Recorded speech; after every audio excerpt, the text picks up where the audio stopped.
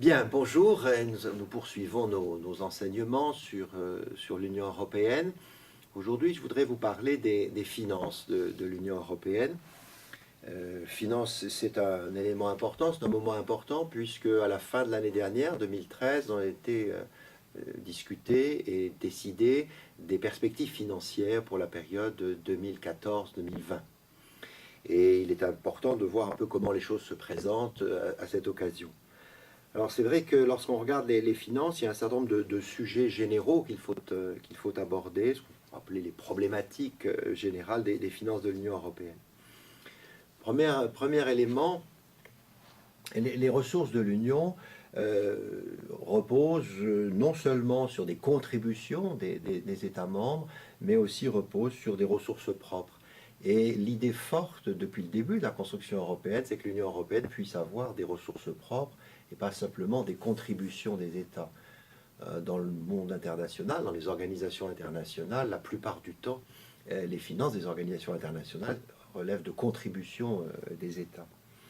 Et c'est vrai que on peut constater qu'aujourd'hui, les ressources propres sont plus modestes que les contributions des États. Ces ressources propres, c'est essentiellement les droits de douane, par exemple, ou les ressources provenant de la taxe à la valeur ajoutée.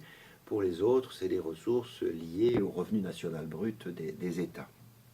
Mais là, la perspective, en quelque sorte, c'est d'aboutir à ce que l'Union européenne ait ses ressources propres, parce qu'à partir du moment où il y a une fiscalité propre, bien évidemment, les ressortissants européens seront plus attentifs aux évolutions de l'Union européenne. Deuxième aspect général, ce qu'on appelle les perspectives financières. L'habitude a été prise, surtout à l'époque de Jacques Delors, d'avoir des perspectives financières sur plusieurs années. On parlait alors de paquet Delors 1, paquet Delors 2.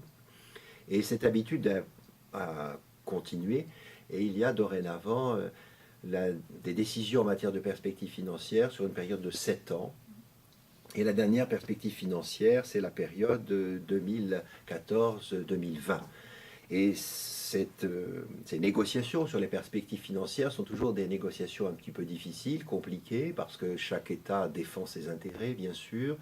Et il y a ceux qui souhaitent que le budget de l'Union européenne diminue, il y a ceux qui souhaitent au contraire que le budget de l'Union européenne augmente, et puis il y a ceux qui tiennent à telle ou telle politique. Je pense à la France, par exemple, qui tient beaucoup à sa politique agricole commune, puisqu'il y a des retombées importantes pour la France. En revanche, le Royaume-Uni voudrait bien des baisses du budget européen, considérant que déjà ça lui coûte trop cher, et donc il voudrait avoir une baisse. Alors, que dire du nouveau cadre financier qui a été décidé en décembre de 2013 pour la période 2014-2020? Il succède à un autre cadre financier 2007-2013.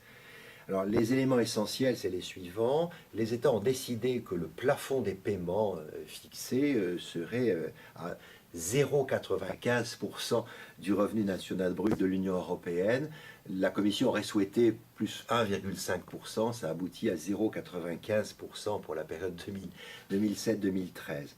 Ça donne un ensemble, disons, de plafond de dépenses pour cette période de 959 milliards d'euros qui se répartit de la manière suivante. D'abord, la croissance intelligente et inclusive, c'est le gros chapitre qui correspond à 47% de ce choix, à peu près 450 milliards. Ensuite, la croissance durable, les ressources naturelles, qui comprend la politique agricole commune, 39% de cet ensemble, ça représente 374 milliards.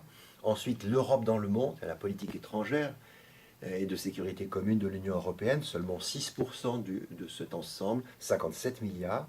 L'administration de l'Union européenne représente 6%, 57 milliards aussi. Et le domaine sécurité et citoyenneté, 2%. Alors, voilà ce que représentent ces différents chapitres pour la période 2014-2020.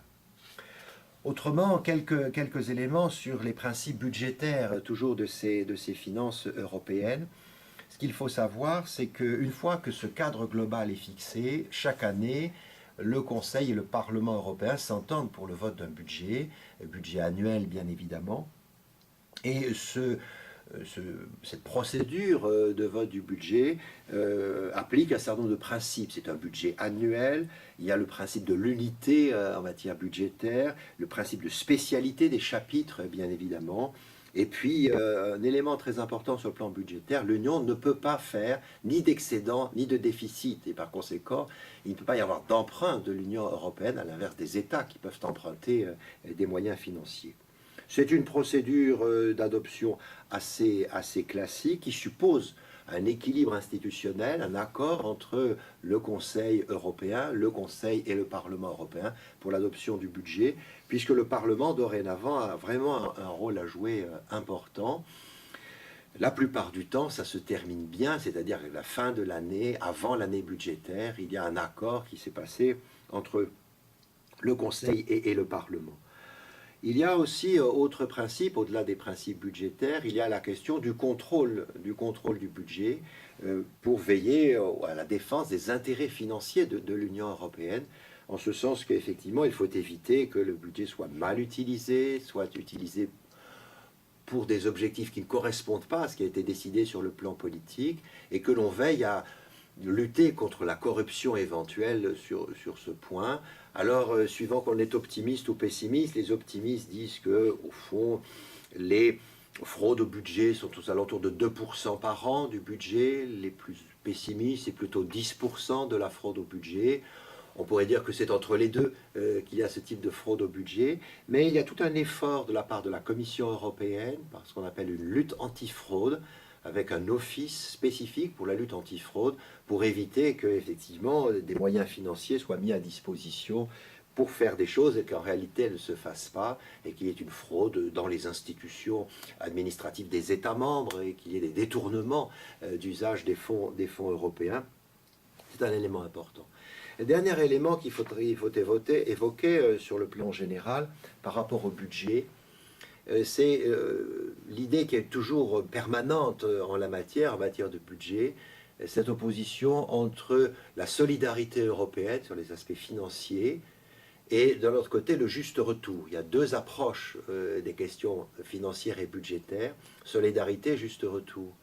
Au fond, la solidarité, c'est l'idée que les États les plus développés contribuent plus que les États moins développés et permettent aux États moins développés justement de se développer grâce à l'aide.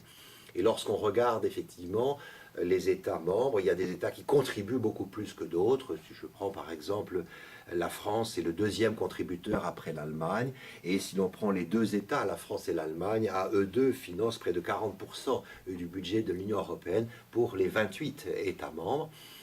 Il y a des États qui, au contraire, bénéficient plus qu'ils ne versent parce qu'ils sont moins développés. Je pense par exemple à la Pologne ou à l'Espagne qui bénéficient beaucoup du budget européen en contribuant moins au budget européen. Mais dans tout cet aspect, je crois qu'il faut opposer l'idée de solidarité d'un côté, de juste retour. Il y a ceux qui jouent le jeu de la solidarité et qui acceptent, parce qu'ils sont plus aisés, de contribuer à aider les autres au nom de la solidarité européenne. Et puis il y a une autre conception, une autre approche, qui est l'approche du juste retour, qui est de dire qu'au fond, un État verse des moyens financiers, il souhaite que revienne vers lui à peu près l'équivalent de ce qu'il a versé, et qu'il n'y ait pas de perte en ligne, si l'on peut dire. Ce fut pendant très longtemps la posture d'une célèbre première ministre, qui est Madame Thatcher, qui pour la Grande-Bretagne voulait le juste retour, qui disait toujours « my money back » en présentant son petit cartable, si l'on peut dire, ou son sac qui indiquait aux autres chefs d'État et chefs de gouvernement, oui, la Grande-Bretagne veut bien contribuer, mais à condition qu'il revienne beaucoup de moyens. Et c'est vrai que la notion de juste retour est troublante, parce qu'elle crée justement un rejet de la solidarité entre les États, et c'est pas comme ça que les choses devraient fonctionner.